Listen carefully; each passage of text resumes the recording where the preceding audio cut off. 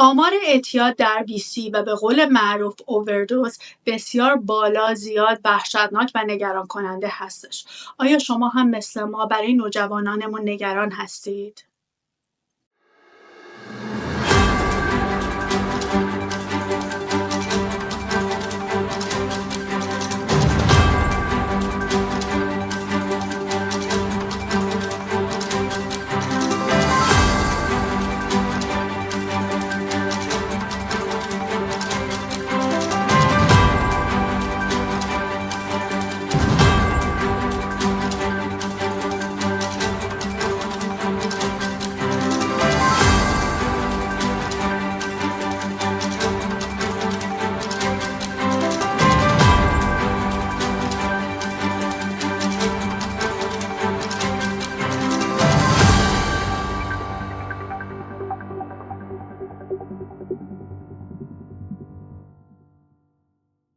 درود بر شما عزیزان، سمیرا غلامی هستم از اسکای رایز میدیا سوسایتی. با برنامه گفتگو در خدمت شما عزیزان هستیم.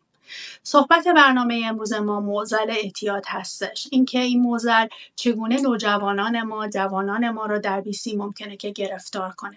در برنامه امروز در مورد این صحبت خواهیم کرد که نشانه‌های اعتیاد در نوجوانان چه هستند و اگر که این نشانه‌ها در فردی دیده بشه چه کارهایی میتونیم برای اونها انجام بدیم و چگونه پیشگیری‌های لازم رو میتونیم در این معضل انجام بدیم. به همراه ما باشید با مهمان عزیزمون جناب آقای دکتر مجید رضا پورمند. درود بر شما جناب آقای دکتر مجید پورمند. خیلی خوشحالیم که در خدمت شما هستیم. از شما میخوام که خودتون رو برای بینندگان عزیزمون یک مقدار در واقع معرفی کنید.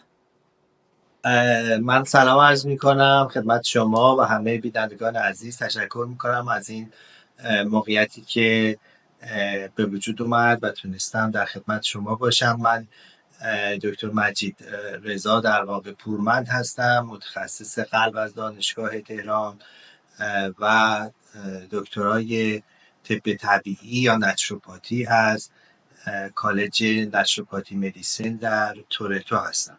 خیلی خوشحالم که امروز میتونم در خدمت شما باشم و اطلاعاتی که خودم دارم و بر اساس مطالعات و بر اساس اویدنس هایی که تحقیق کردم خدمت شما و دوستان عزیز در اختیار بذارم.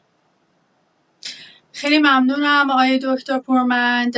ما اینجا در شهر ونکوور هستیم و هرچی که بیشتر میگذره تعداد ایرانیان و فارسی زبانان در شهر ونکوور بیشتر میشه. ما شاهد این هستیم که مهاجران بیشتری رو در این شهر داریم و سوالی که پیش میاد برای پدر مادرها با توجه به شرایطی که اینجا هست، یک مقدار از مواد مخدر اگر که اشتباه نکنم تهیه‌شون اینجا آزاد هستش در شهر ونکوور و در کانادا، و یک سری سوال‌ها و نگرانی‌ها برای در والدین هستش. شما نظرتون در این زمینه چه هستش؟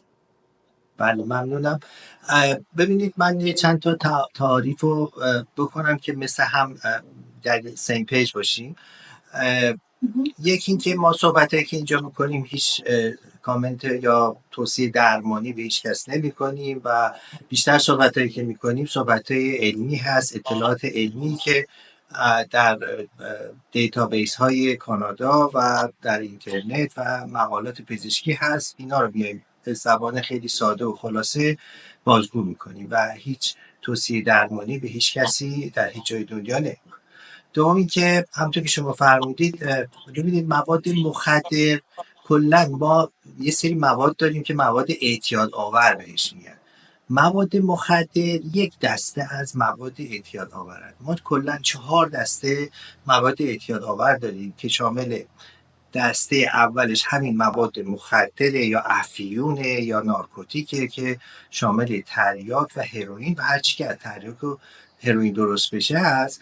دسته دوم مواد اعتیادآور آرام بخش مثل الکل، مثل بنزودیازپین‌ها، داروهایی که مثل کلونازپام، داروهایی که کلا ایجاد اعتیادآور برای مصرفش و الکل.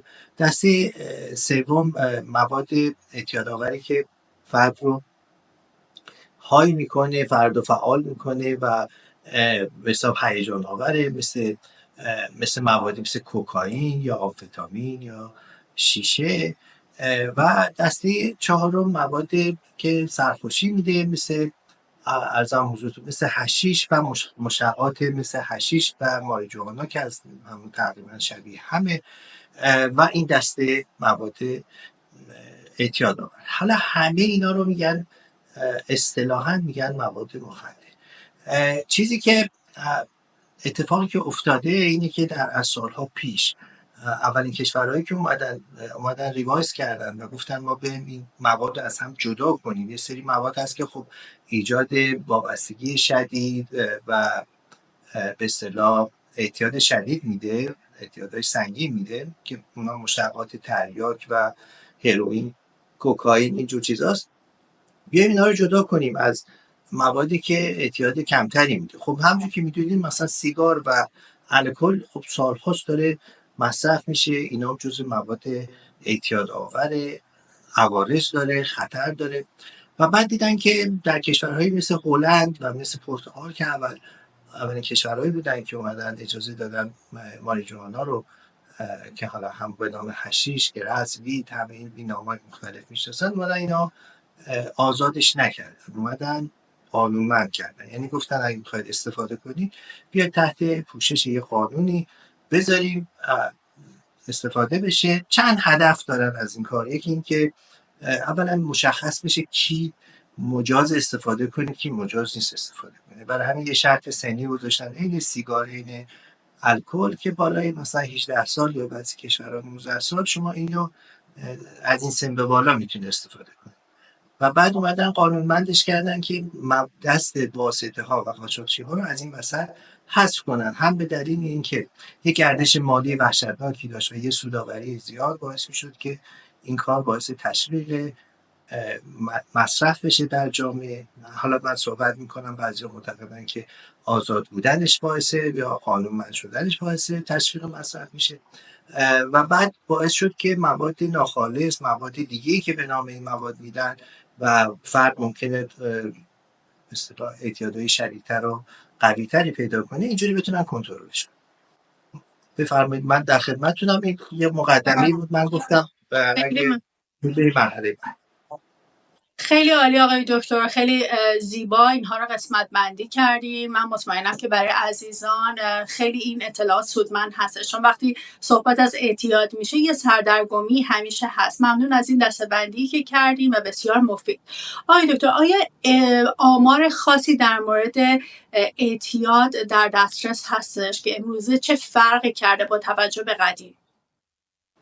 ببینید، چون تعریف اعتیاد مقدار تعریف پیچیده است و فرد معتاد اصلا کی هست، وقت باید ببینیم اول فرد معتاد کی هست که بعد ببینیم آمارش چیه.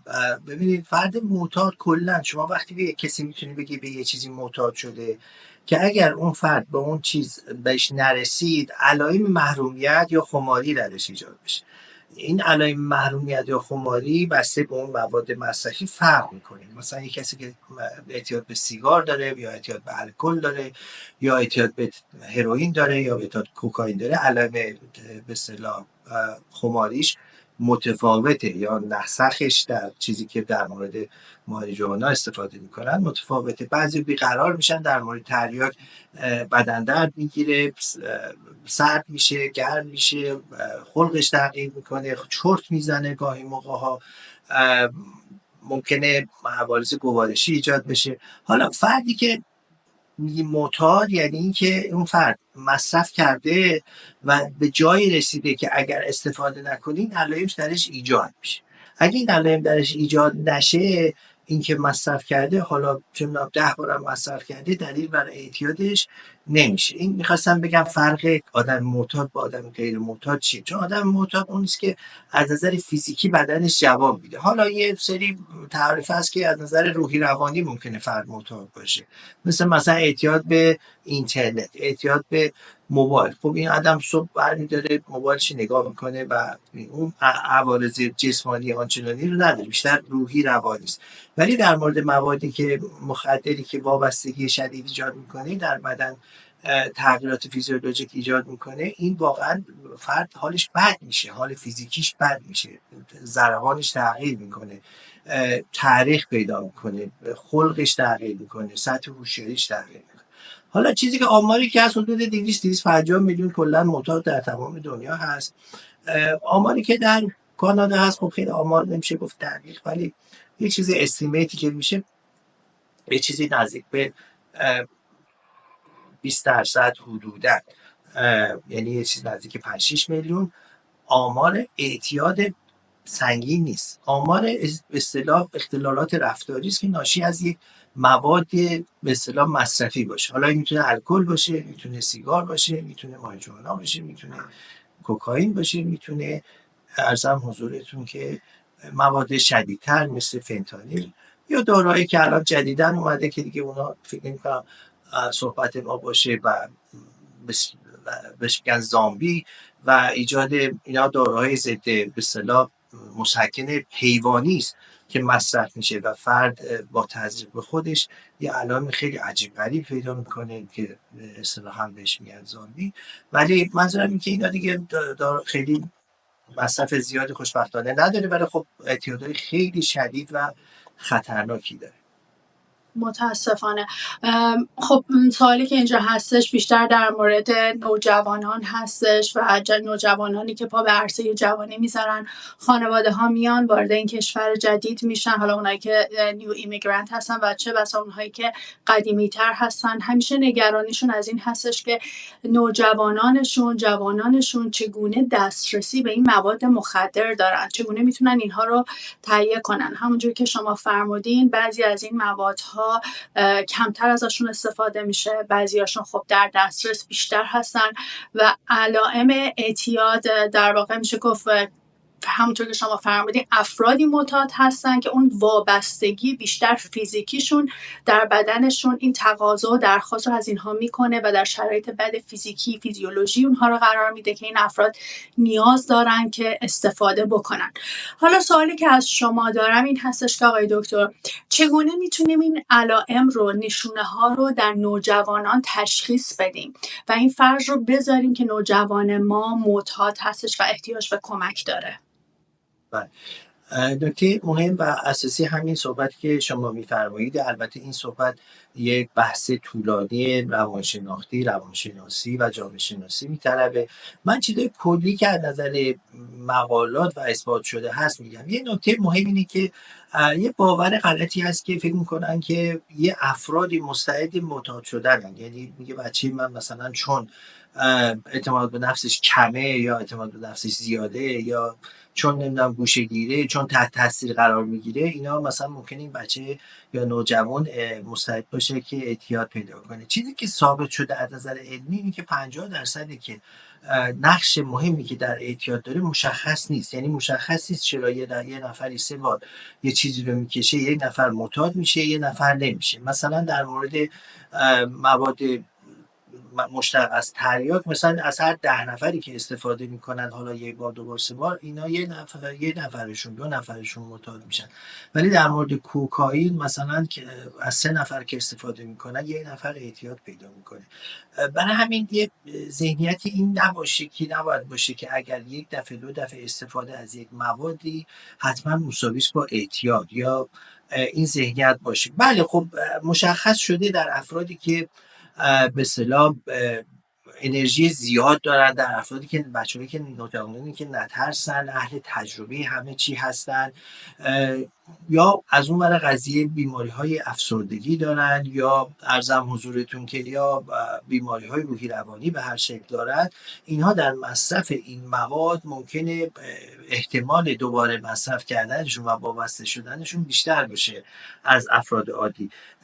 و بعد افرادی که تغییر خلق درشون ناگهانی ایجاد میشه، یه مادر پدر بیشتر سوال میکنن خب ما الان چه نگرانی داشته باشیم، چطور بفهمیم؟ اولا ببینید 35% آماری که جدید اومده میگه 35% جوانای 18 تا 24 سال حتما از ماریجوانا استفاده میکنن. ما اینجا داریم صحبت ماریجوانا رو بیشتر میکنیم چون ماریجوانا یه چیزی که بیشتر خانواده ها باش درگیرن و یک نکته‌ای که هست این است که معتقدن که یه گیتیه برای ورود به اعتیاد. یعنی قبلا میگفتن سیگار یه گیتیه، چون نشون داده شده بود که 97% اونایی که سیگار اعتیاد دارن سیگاری بودن. یعنی یک راه شروعی برای برای به اصطلاح معتاد شدن و رفتن به سمت مواد مخدر. کلا نشون داده شده در خانواده‌هایی که مصرف مواد به هر شکلی هست، این احتمال بیشتر میکنه اعتیاد نوجوانان. و در محیط هایی که بیشتر ارتباطات جوان ها با محیط ها، با دوستان بیشتری که مواد استفاده میکنن به هر شکلش یا به هر شکلی سیگار میکشن، این مستعد میکنه اون جوانو که به هر حال به اون سمت بره که راحت تر تهیه کنه. این که در دسترس باشه و این که آزاد شده به قول اینجایا، این نشون نداده که چیزو بیشتر میکنه اعتیاد. هنوز آمارا به اون شکل نشون نداده که آره ما حالا بیشتر، چون ببینید آمار دقیق از قبل نبوده، چون معتقدن این وجود داشته، فقط دسترسیش فرق داشته. و هم آقای دکتر، فقط یه سوالی که هستش در میان صحبتاتون، من خب خودم توی مدرسه کار میکنم، مدرسه که اصلا elementary اسکول هستش و کمابیش اطلاع از های اسکول ها دارم. چیزی که اینجا خیلی دیده میشه این هستش که مکانهایی در های اسکول ها و تعدادشون هم اصلا در BC کم نیستن. وجود داره دستشویی هایی هستش که خب برای دختران پسران جداگونه هستش، ولی خب اصلا خود مدرسه یه جورایی توش بارز هستش که این بچه ها میرن توی این دستشویی ها و این مواد رو ویپینگ رو استفاده میکنن و این کار رو انجام میدن و خیلی هم این باب هستش. حتی مسئولین مدرسه هم کاری انقدر نمیتونن براش انجام بدن تا جایی که من آگاهی دارم. خب این خیلی برای خانواده ها نگران کننده هستش. و در ادامه اون وقتی که شما الان فرمودین که مصرف یکی دو بار الزاماً اعتیاد رو ممکنه که در فرد به وجود نیاره و جنس مواد هم همونطور که فرمودین خب خیلی تاثیرگذار هستش که چه نوع سورسی رو اون فرد داره استفاده میکنه. سوالی که اینجا هستش این هستش که اگر پدر مادرها در لوازم شخصی فرزندانشون چیزی رو پیدا کنن و یا اینکه بیرون باشن ببینن که فرزندشون داره از این مواد، حالا ویپینگ و من خیلی دوست دارم در موردش صحبت بشه چون خیلی فکر میکنن که کول هستش، ازش استفاده میکنن، خیلی شایع هستش و همونطور که میدونین مارکتینگ هم داره قوقا میکنه. اینها شکل‌های متفاوتی دارن، در واقع یه سری توی‌هایی شدن که دست بچه‌ها مدام داره میچرخه و طعم‌های مختلف. حالا دوست داشتم که اگر ممکنه در این موضوع مقدار، حالا از هر کجا که دوست دارین شروع کنین، توضیح بدین که چقدر خانواده‌هایی که نگرانن چه کاری میشه برای اونها کرد، یه مقدار از لحاظ حالا علمیش ممکنه. ببینید ویپ کلا اختراعش یا سیگار الکترونیکی اختراعش برای این بود که افرادی که میخوان سیگار رو ترک کنن بیان روی سیگار الکترونیک، چون به خاطر سیگار الکترونیک اون کاغذ و اون تنباکو رو نداره و باعث میشه که مواد آلوده و مواد مضر سیگار خیلی کم بشه. در یه ویپ فقط میمونه نیکوتینش و میمونه مقدار اون به اصطلاح روغنی که به صورت بخار در میاد، ممکنه یه مقدار ضرر داشته باشه. ولی متاسفانه الان برعکس شده، یعنی یه عده که اصلا سیگار نمیکشیدن سیگار با ویپ شروع میکنن و ویپینگ میکنن و ویپ به خاطر ظاهرش و به خاطر آسانی مصرفش یه جذابیت شدیدی در نسل جوان ایجاد کرده. ببینید متاسفانه ما زیر 18 سال هیچ مجوزی برای هیچ نوع ویپی یا الکلی یا سیگار نداریم. یعنی چیزی که مصرف میشه در دبیرستان‌ها و حتی در مقاطع پایین‌تر یه کار غیر مجازی است که بر اثر هیجانات جوانی دلایل مختلف داره. جوان‌ها با هم رقابت میکنن، میگن این باحاله، میخواد بگه من مثلا باحال‌تر از شما. و یه تئوری‌های نوجوانی این هیجاناتشون رو به صورت کشیدن رو ویپ. حالا ویپ نباشه، ویپ ممکنه سیگار باشه، ممکنه ویپ باشه توش، ممکنه اصلا هیچ کدوم هم نباشه، یعنی نه نیکوتین داشته باشه نه ویپ داشته باشه. ویپ‌هایی هست که فقط روغنه و فقط بخار ایجاد میکنه که اصلا تقریبا هیچ خطر آنچنانی نداره، ولی این ظاهر استفاده کردن از این بیشتر براشون کوله تا اون موادی که داخل ویپ هست. من میگم باید از اون ور قضیهش هم نگاه کنیم. ما همه به حال این دوران رو گذروندیم و یه جوانیایی کردیم، یه شیطنتایی کردیم. یعنی از اون ور قضیه این یه فاجعه میتونه نباشه. برای همینم شاید تو مدارس به اون شکل اینو خیلی با خشونت و شدت و اینا رفتار نمیکنن که مثلا اینو فرضی بذارن که داره یه فاجعه‌ای رخ میده و یه جوری باهاش مدارا میکنن تا این هیجانات بچه‌ها بگذره. و واقعا نظر شخصی من اینه که این هیجانات قبلا هم بوده، حالا چون الان بوی سیگار جایگزین، مثلا بوی وید جایگزین بوی سیگار شده، یه عده‌ای دارن میان خیلی براشون این موضوع خیلی چیز بزرگیه که چرا مثلا سیگار انتظار داره که بکشه یا مشروب انتظار داره که بچهش بخوره ولی وید رو انتظار نداره که بکشه.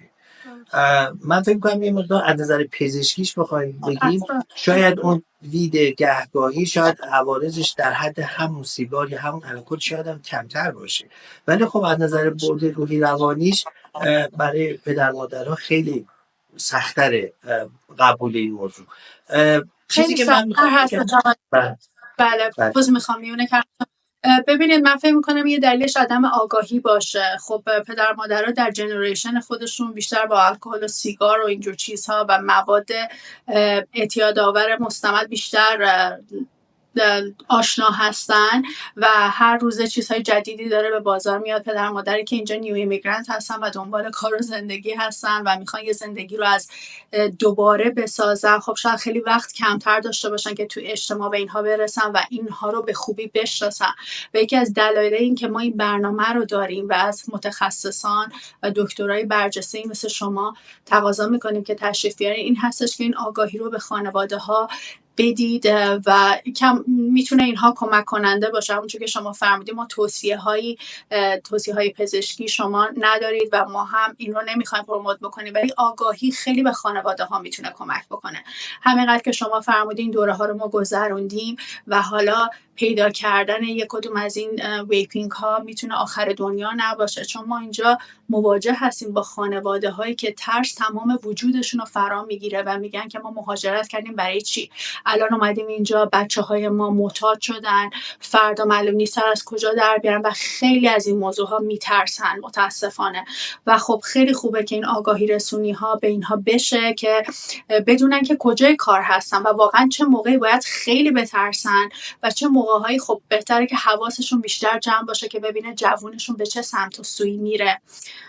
و در واقع میشه گفت توضیحاتی که شما دادین خیلی میتونم بگم که مفید هستش برای جامعه ما که اینها رو بیشتر بدونن. آقای دکتر اگر که حالا گذشته از این که این مواد ویپینگ و اینها همونجور که شما فرمودین خیلی هاشون ممکنه که صدمه بیشتری در مقام مقایسه با سیگار و یا الکل به اون شخص مصرف کننده نزنن. حالا سوال اینجا هستش که اگر نوجوانی واقعا اعتیاد داشته باشه و آلوده مواد مخدر شده باشه چه کمک هایی چه کارهایی میتونن والدین بکنن؟ از کجا میتونن شروع کنن به نظر شما؟ چه کارهایی میتونن برای اون نوجوان انجام بدن؟ بله همطور که فرمودید ببینید وقتی یه نفر یه نوجوانی ببینید میکشه یه چیزی رو، حالا چه سیگار چه الکل و چه یا وید یا هرچی، مثل قابل پیش بینی نیست که کدوم جوان میره به سمت ادامه مصرف و به سمت اعتیاد و کدوم جوان نمیره. مثل یه ساقه‌ای که میخوره و به احتمال کم ممکنه به یکی برخورد کنه و اونو از بین ببره. برای همینی که خانواده نگرانن، برای که از هر سطحی که استفاده میکنن ممکنه یه نفر دو نفر بره به سمت ادامه مصرف و یه گیتی بشه، دری بشه که باز بشه و به سمت مصرف مواد قوی تر بره و شاید به سمت اعتیاد کامل با مواد سنگین بره.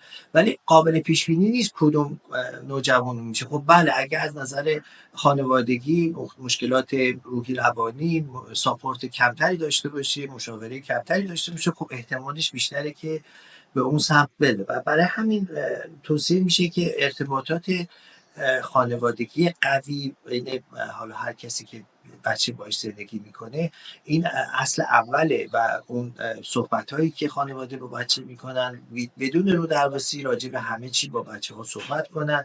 یه سری علائمی هست که گفته میشه که در بچهتون اگه دیدید، در نوجوانتون جوانتون دیدید، خب این میتونه علائمی باشه که وابستگی به اصطلاح به موادی پیدا کرده و تغییراتی که ایجاد میشه مربوط به اونه، ولی این همه دلایل نیست.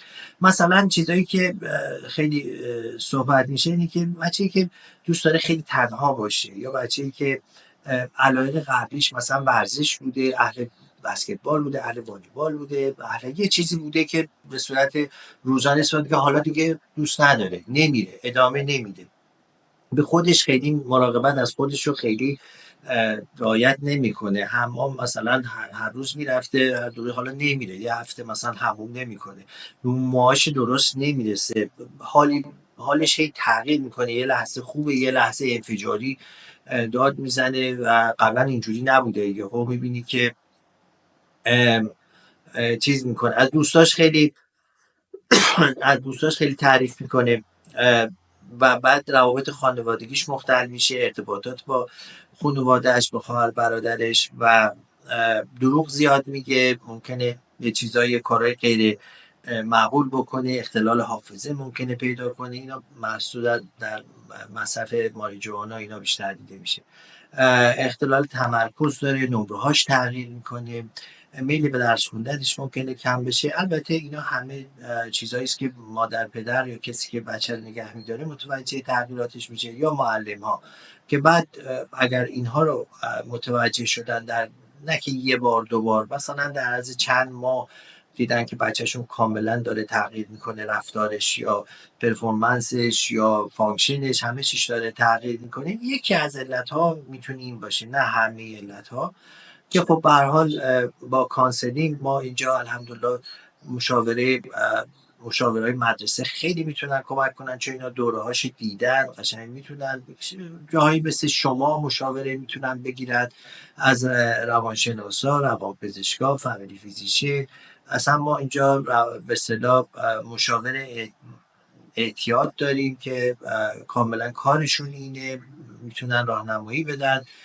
بچه های 11 سال به بالا رو میتونن مشاوره کنن با اون فرد، و اون فرد خیلی دقیق و چیز میتونه بگه که شما این حدسه که زدید غلط.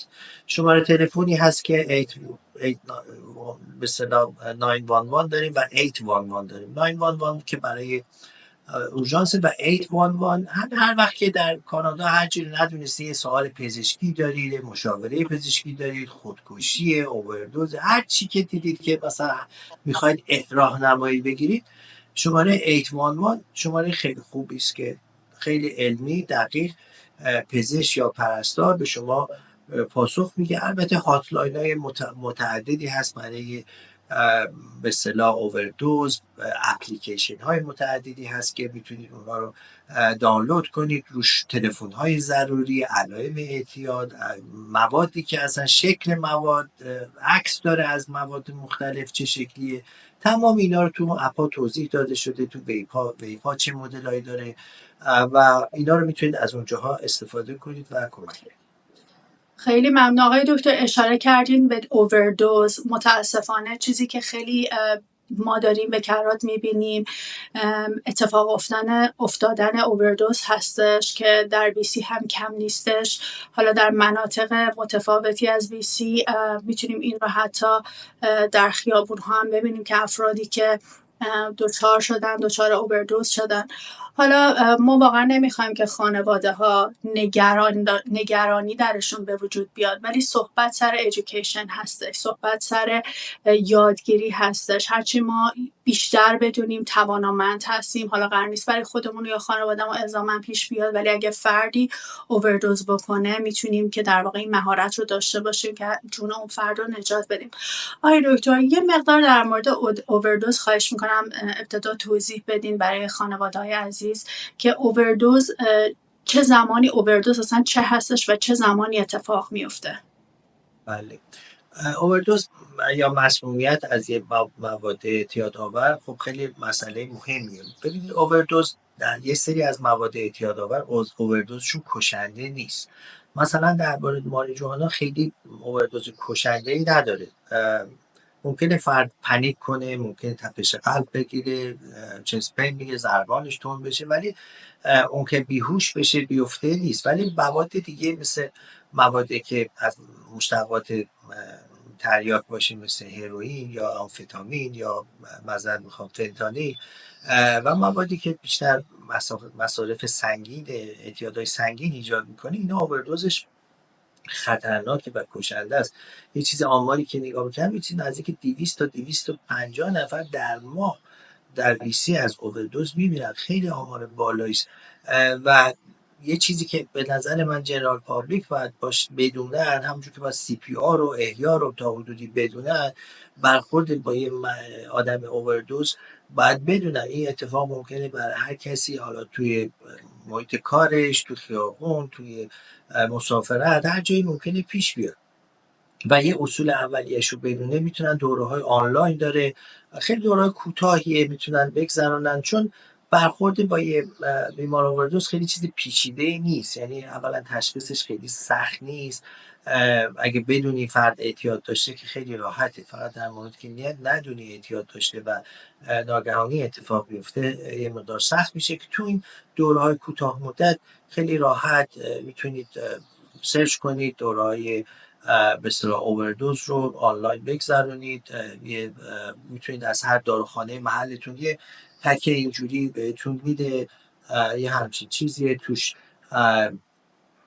آمپول نالوکسان یه دارویی است که نجات دهنده اووردوزه. یعنی کسی که بیهوش افتاده و در حال مرگه، با تزریق یه آمپول که اونجا آموزش بهتون میدن که چجوری آمپول رو بزنید، خیلی ساده است و میتونه یه جونی یه نفر نجات بده. الان همه پلیس، آتش نشانی توی جای مختلف، فرستیدا، همه اینو با خودشون دارن و این میتونه نجات دهنده باشه. در خیلی از موارد مردم عادی هم میتونن با یه دوره کوتاه مدت اینو استفاده کنن. حالا خبر خوب این که یه اسپری داخلی بینیش هم جدیداً اومده، همین حدود یه ماه پیش اومده. اون دیگه خیلی ساده است استفاده کردنش و داره اونم توضیح میشه و خیلی راحت شما، چون هیچ عارضه‌ای نداره، یعنی خطری نداره. شما اگه حتی اشتباهی هم اینو مثلا یک اووردوز هم نباشه اینو بهش بزنن، چیز اتفاق بزرگی براش نمیفته، ولی اون ور قضیه تزریق آمپول میتونه جون یه آدمو نجات بده. دقیقا. اتفاقا من این پکیج رو دیدم که خیلی از جوانان حتی به کیفشون، چون فکر می‌کنم یه قسمت یه گیره‌ای داره که میتونن بله یه گیره داره، اصلا گذاشتن که مثل آویزون کنی. خیلی خوبه. خیلی اتفاقا ایده بسیار جالبی هستش که جوانها اینها رو بشناسن، که اگر اتفاقی برای دوستانشون، همسن و سالاشون یا حتی بزرگتراشون پیش میاد، بتونن که من فکر میکنم این آمپول فلسفهش این هستش، حالا اگر اشتباه نکنم شما بهتر میدونید، که اون زمان حیاتی رو که در واقع اون فرد احتیاج داره که زنده بمونه رو میتونیم برای فرد یه مقدار طولانی ترش بکنیم تا به امرجنسی برسه و در واقع کمک های اصلی رو توسط پزشک بگیره و از دنیا نره. خیلی هم عالی آقای دکتر. و چون خب شما پزشک هستین و تخصصتون در واقع قلب هستش، خیلی دوست داشتم که یه کوتاه ارتباط بین در واقع اعتیاد و مسائل قلبی و عروقی رو اگر ممکنه توضیح بدین. چرا؟ به خاطر اینکه و این سوال همیشه هستش که اگر فردی، حالا این یه سوال متفاوت هست، امیدوارم که پیچیده نشه، در خانواده اعتیاد اگر باشه، پدر باشه، مادر باشه، حالا عمو، دایی باشه که اینا اعتیاد داشته باشن، همیشه سوال این هستش که آیا این اعتیاد ممکنه که ژنتیکی باشه و ما باید نگران فرزندانمون باشیم چون در خانواده ما سابقه اعتیاد وجود داره؟ یک سوال این هستش و سوال بعدی هم این هستش که اگر که اعتیاد وجود داشته باشه، اگر فردی نارسایی قلبی داشته باشه و مشکلات قلبی و عروقی داشته باشه، چقدر میتونه فرد رو در واقع سمت و سو بده به سوی مرگ و نابودی؟ خیلی دوست داشتم که حالا هر کدومو که دوست دارین اول توضیح بدین، ممنون میشم که بعد با هم ادامه بدیم. بله ببینید ممنون که این موضوع رو مطرح کردید. یه باورهای غلطی هست که خب من کم توضیح بدم. حالا اینکه ژنتیکی باشه، ارثی باشه، اعتیاد هم چیزی ثابت نشده. ممکن افرادی که تو خانواده‌های معتاد دنیا میان یا بزرگ میشن چون میبینن این حالت، گفتم بهتون، در بچه‌هایی که در محیطایی که هستن که بیشتر مواد مصرف میشه احتمال اعتیادشون بیشتره، ولی این موضوع ژنتیکی نیست، بیشتر اکتسابی است. دوم که یه باورهای غلطی بوده از بچگی، ما هم شنیدیم که مثلا تریاک بکشه طرف قند خونش کنترل میشه، دوای درد همه درداست. یا مثلا الکل خوبه که برای قلب، مثلا شما الکل بخوری برای قلبت خوب. ببینید هیچ چیزی ثابت شده ای وجود نداره که مصرف مواد مخدر حسنی داشته باشه. نهایتا اینه که ممکنه ضرر آنچنانی در کوتاه مدت نداشته باشه، ولی هیچ کدوم، حتی الکل، حتی سیگار که دیگه همه عوارضشو میدونن، حتی در مورد ماریجوانا ثابت نشده که شما اگر زیاد بکشی، هر روز بکشی، بی خطر باشه. چیزایی که بیشتر اومده مصالح تفننی و گهگاهیشه که نشون داده شده که خب در صورت تفننی گهگاهی هنوز ممکن ثابت نشده که بیماریزای شدید باشه. ولی خب در افرادی که سابقه بیماری روانی دارن، ممکنه تشدید کنه، پنیک کنن، ممکنه بیماری اسکیزوفرنی رو تشدید کنه، اینا ثابت شده هست.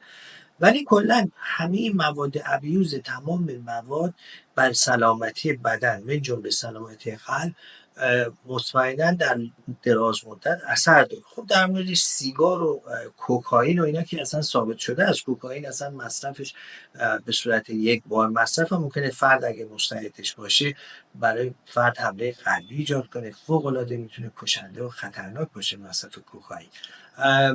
سیگار که در دراز مدت ثابت شده است، الکل هم الان قبلا خیلی رو الکل خیلی بحث نمیشد، الان ما اعتیاد به الکل والا الان مهمتره به نظر من تا اعتیادهای دیگه، چون الان الکل هلس کانادا 2 ماه پیش اومد میزان مصرف الکل رو، مجاز الکل رو از روزی 2 تا پاینت، 2 تا لیوان آبجو یا معادلش و برای آقایون و 1 لیوان برای خانم‌ها در روز اومد کمش کرد و به 2 لیوان در هفته رسوندش. یعنی خیلی کم کرد، یعنی 14 لیوان در هفته رو کرد 2 پاینت در.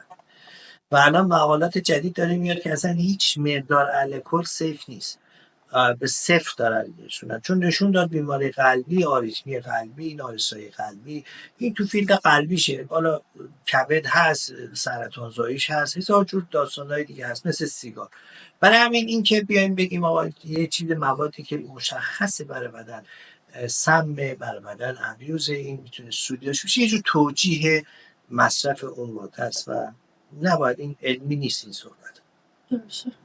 ببینید آقای دکتر، خیلی صحبت جالبی کردید، نشون میده که چقدر این الکل میتونه مضر باشه، که تحقیقات و ریسرچ شده که در نهایت در کانادا اعلام شده همونجور که شما فرمودین از هفته 14 لیوان به 2 لیوان بخواد برسه. پس نشون میده که چقدر اهمیت عدم استفاده این الکل مهم هستش. و خیلی جالب هستش صحبت از اعتیاد میشه، خیلی وقتها الکل رو ما نادید میگیریم. خیلی از خانواده ها هستن آقای دکتر که اینجا پیش خودشون میگن که خب حالا ما بچه‌مون جوونه، تینیجره، 1 لیوان شراب با ما بخوره، 1 لیوان حالا مثلا سایدر بخوره، خیلی این حرفا رو توصیه با ما بخوره خیلی بهتره، نره بیرون با کسی دیگه به راه خلاق کشیده نشه. واقعا نظرتون در این زمینه چیه؟ چون من اینو خیلی میبینم در خانواده ها که میگن پیش خودمون باشه، سیف باشه. حالا فکر میکنن الکل حالا بیگ دیلی نیستش، اتفاق خاصی هم نمیفته که این فرزند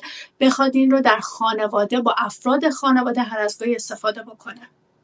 بله خب این یه اشتباه مرسومه که میگن آقا میخواد بخوره جلو ما بخوره. چطور پس اگه میخواد ویدم بکشه بیاد جلو شما بکشه، یا سیگار هم میخواد بکشه بیاد؟ چون خود اکثرا افرادی که این کار رو با بچهشون اجازه میدن انجام میدن اینه که خودشون مصرف میکنن و چون خودشون میخوان مصرف کنن و میخوان مخفی نباشه، دلشون میخواد که مثلا بچهشون هم ببینه و اینو مصرف کنه. و بعضی اصلا اینو یه چیز نمیدونن، تشویق نمیدونن، میگن خب این که میخوره ما بذار جلو ما بخوره، خب اونجوری یه چیز دیگه هم میکشه بیاد جلو شما میشه. برای همین به هر حال سم الکل یه ماده خارجیه، هیچ حسنی برای بدن نداره، ضرر 100% داره. حالا مسلما اگه شما میزان کمی مصرف کنید خب بدن سمزدایی میکنه، اون رو از بین میبره، ولی یه چیزی بخواد باب بشه، عادت کنه بدن به این موضوع و هی مرتب این سموم، حالا هرچی آلودگی هوا میتونه باشه، جیوه تو ماهی میتونه باشه، میکروپلاستیک توی مواد غذایی میتونه باشه، اینا همه برای بدن یه جسم مضر و سمه. حالا موضوع این که چقدر وارد بشه، چه حجمی وارد بشه و چقدر به بدن فرصت بده که بتونه اینو از بدن دفع کنه. این مهمه که هر موادی به هر حال زیاد وارد بدن بشه برای بدن بیماری ایجاد میکنه. درسته. خیلی از متخصصین در واقع صحبتشون این هستش که وقتی فرد شروع میکنه از سنین پایین مصرف کننده حالا الکل هستش یا سیگار هستش یا مواد متفاوت مخدر هستش، این باعث میشه که در رشد و توسعه مغز اون فرد نوجوان اختلال به وجود بیاد و اون رشد لازم مغزی رو از لحاظ در واقع میشه گفت کارکرد ارتباط بین حالا همون سلول ها، نورون های مغزی یه مقدار درش اختلال به وجود بیاد. شما نظرتون در این رابطه چی هستش؟ چون یک این دلیل موضوع این هستش این موضوع فرمودید من خیلی خوب به جا گفتید و کاملا اثبات شده است که در مغز نوجوان ها تا سن 18 سالگی، حالا بعضی تا سن 20 سالگی هم رشد میکنه و چه الکل، چه کانابیس، چه سیگار، هر ماده سمی میتونه رشد مغزی رو مختل کنه، میزان به اصطلاح نمو مغزی رو تغییر میده. حالا افراد ممکنه متفاوت باشن، در یه بچه ممکنه بیشتر باشه و در یه بچه کمتر، ولی اینکه تاثیر منفی داره هیچ شکی درش نیست. تمام این مطالعات اینو نشون داده و ثابت کرد. درسته. پس خیلی صحبت‌های جالبی رو تا به این لحظه کردیم و یکی قسمتش این بودش که در واقع شما توضیح دادین که انواع اقسام مواد مخدر چه هستن و اینکه چه آماری رو در اینجا در BC داریم در مورد استفاده مواد مخدر، در مورد اووردوز صحبت شد، در مورد اینکه خانواده ها چقدر نگران هستن و اگر از این تولز ها لوازمی رو که برای ویپینگ استفاده میکنن چه چیزی در انتظارشون هست. بعضیا خب خیلی میترسن، خیلی ترسناکه براشون، میگن بچه من دیگه معتاد شد، از دست رفت. تمام این صحبت ها شد و بسیار صحبت های خیلی خوب و ارزنده شدش. حالا دوست دارم که در مورد این صحبت کنیم آقای دکتر. این انگ زدن که در فرهنگ ما متاسفانه هست که ما وقتی که به کانادا میاییم متاسفانه خودمونو و این انگ ها رو با خودمون میاریم اینجا. این انگ زدن به این فرد که این فرد معتادی هستش و صحبت میشه که آره مثلا این علائمو نشون میده احتمالاً معتاد هستش، این از خانواده در واقع میاد که سابقه معتاد بودن داره. اینها چه تاثیراتی روی نوجوانان ما میذاره، چه تاثیراتی در نهایت روی جامعه ما داره؟ ممنون میشم در مورد این هم یه مقدار صحبت کنید. عرضم حضورتون که به هر حال ببینید پترن اعتیاد در کانادا با پترن اعتیاد در ایران فرق داره. اعتیاد در ایران خب ما بیشتر از 2 میلیون 3 میلیون رسما معتاد داریم در کشور ایران و شاید 90% اعتیاد در ایران تریاک هست و ما بیشتر علایمی که تو ذهن نسل ماها هست از یه آدم معتاد اعتیاد به تریاک هست. خوشبختانه در کانادا تریاک نیست و خیلی نایابه و اصلا اعتیاد به تریاک اصلا مسئله اینجا نیست. اینجا مسائل که به صورت اعتیاد میگن، یعنی کسی هم معتاد باشه مسلما باید بره رو برنامه‌های ترک که با داروها قرصایی که بهش میدن ترک کنه. البته خب بعضیا رو همون قرصا میمونن و اعتیادشون از تریاک به صورت قرص ادامه میدن، ولی اینکه با یه چند تا علامت انگ اعتیاد بزنید. اعتیاد یه بحثه، مصرف کردن مواد به صورت تفننی یه بحثه. اعتیاد وقتی است که فرد واقعا فانکشنش مختل بشه، ارتباطاتش مختل بشه، ظاهرش تغییر کنه، کارش عوض بشه. ما اون آدم رو معتاد میدونیم، نه کسی که ما حدس میزنیم اعتیاد داره یا حدس میزنیم این تغییر رفتارش به خاطر مصرف مثلا 2 ویدی که کشیده. یه نکته که من اینجا میخواستم بگم تا فراموش نکردم این که خیلی خوبه که ارگانیزیشن های NGO هایی مثل شما و یا در مدارس بیشتر روی این مسائل مصرف مواد در نوجوانان و جوانان کلاس بذارن، آموزش بذارن، همه برای جوانان، برای بچه های مدرسه. من تا اونجا که میدم برنامه مدونی توی مدرسه ندارن که بچه ها رو آشنا کنن، بیان همین ویدی که همشون دیدن یا این ویپی که میبینن بیان براشون توضیح بدن بابا این چیه، چه بدی داره، یعنی چیزی که واقعیت داره بهشون بگن، نه بترسوننشون نه تشویقشون کنن. وقتی توی کشوری وجودش هست، آزاد هست، میتونه طرف 18 ساله بیه، خب دست برادرش، دست خواهر بزرگترش، دست دوست بزرگترش میبینه. خب ما باید بیایم بهش اطلاع بدیم که این کنجکاویشو ارضا کنیم قبل از که خودش بره ارضا کنه با منابع اشتباه. در سیستم های پیشرفته باید این بچه براش روشن بشه. همونجور که راجع به مسائل سکس صحبت میکنیم، پیشگیری از بیماری های مقاربتی، تولید مثل، بارداری، نمیدونم اینا، اینم یه قسمت از بهداشت روح و روان جوان هاست که الان من میدونم که خیلی سوال دارن و خیلی اشتباه تو ذهنشون دارن و باید اینها ارگانیزیشن هایی که مسئول این کار هستن و مدارس برای اینها برنامه آموزشی بزنن صحیح با زبان خودشون، براشون همه چیز رو توضیح بدن، خطراتش بگن، علائم استفادهش بگن، تشخیص بدن توی مهمونی میرن این که دارن بهشون میدن این چیه، چه خطراتی داره، به چه شکل‌هایی اصلا هست. یه از اینا اصلا بچه‌ها نمیدونن که مثلا خوراکی هم ممکنه باشه، ممکنه توی چیزی که بهشون میدن توی مهمونی بخورن ممکنه روغنش ریخته باشن یا قرصش انداخته باشن.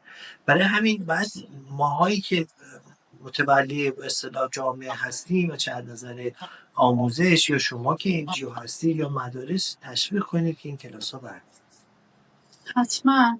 خیلی به موضوع جالبی آقای دکتر اشاره کردین. خب من خودم توی سیستم مدرسه اینجا کار میکنم و زمانی که پرودی دی هستش که در واقع بچه ها میگن مدرسه معلم ها هستش، این آموزش ها رو به ما میدن که در واقع مواد مخدر چه هستن، چه اتفاقایی میتونه بیفته، برای پیشگیری چه کارهایی میشه کرد و اگر که پیش اومد برای ترکش چه مکانهایی هست، چه چیزهایی هستش که خانواده ها میتونن از اینها استفاده کنن. ولی صحبت شما بسیار صحبت مفیدی هستش. بهتره که خانواده ها و بچه ها اینها رو بدونن، چون من هم فکر میکنم که نقش بسیار موثری در پیشگیری که آلوده شدن به مواد مخدر هستش. همونطور که ما در مقایسه با امریکا اینجا سکس اد رو داریم و توی مدارس اینها رو به بچه ها یاد میدن و نشون میده که یاد دادن مسائل جنسی اینجا به بچه ها چقدر کمک میکنه که بچه هایی که قراره که درگیر مسائل جنسی بشن با یادگیری اینها چندین سال این رو به عقب میندازن و درصد نوجوانان، حاملگی جوانان چقدر در کانادا در مقام مقایسه با آمریکا پایین هستش و اینها همه نشأت میگیره از آموزشی که در دسترس فرزندان در مدرسه قرار میگیره و والدینی که اونها رو میدونن و در زمانی که احتیاج دارن میتونن از اون امکانات و ریسورس ها استفاده کنن. خیلی خوب، خیلی صحبت های جالبی کردن آقای دکتر. حتما خب ما سعی میکنیم که در آینده حتما خیلی خوشحال میشیم که دوباره در خدمت شما باشیم، از صحبت‌های شما استفاده بکنیم به عنوان یک متخصصی که در واقع در ایران متخصص قلب هستیم و اینجا هم تخصص‌های جدیدی دارین اینجا. آقای دکتر، قبل از اینکه بخوایم برنامه رو کم کم به انتهای برنامه میرسه، ازتون میخوام که اگر صحبتی دارید، چیزی باقی مونده که بخوایم با بینندگان ما به اشتراک بذارید، ممنون میشم که اون رو بازگو کنید. من در خاتمه همین مطلبی که صحبت کردید شما، من خواهش میکنم که همه والدین و پدر مادرها خیلی راحت با بچه هاشون راجع به این مسائل صحبت کنن، اون تابوش رو از بین ببرن. تو جامعه این هست، هر جا میری بوش رو میشنوی و بچه ها قشنگ بوش هم تشخیص میدن، بفهمن بچه ها بدونن که ویپا اصلا چیه، فرقش چیه، توش چی نوشته، اشتباهی قرصاش چیه، نمیدونم. این تشویق به مصرف نیست به نظر من. مثل که شما مثلا بگی آقا من مثلا مشروب اگه نشونش بدی به بچه، بگی این ویسکی، این نمیدونم ودکاست، این آبجویه، خب بچه‌م بیشتر میخوره. این نیست. بچه ذهنش کنجکاوه، جوانه، میخواد بدونه. اگه شما نگید خب بالاخره اطلاعاتش از یه جای دیگه پیدا میکنه. ولی وقتی به من بگه من پدر، من هم بهش توضیح میدم، هم مضراتش میگم، هم عواقبش میگم، همه چیشو با هم میگم. فقط بهش آموزش نمیدم که این چیه اون چیه.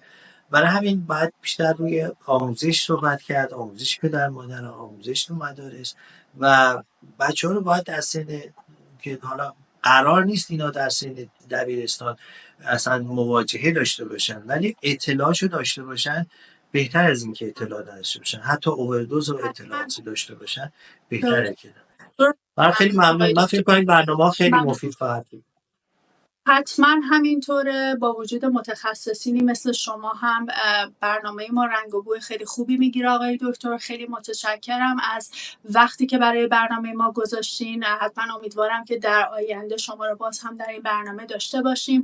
دوستان عزیز، به پایان برنامه امروز رسیدیم و از شما عزیزان میخوایم که اگر دوست دارین مهمان برنامه ما باشین، در اسکای رایز میدیا سوسایتی برنامه گفتگو حضور داشته باشین، به ما ایمیل بزنین. آدرس ایمیل ما skydrivesmediasociety@gmail.com هستش. در خدمت شما عزیزان خواهیم بود. تا برنامه دیگر، بدرود.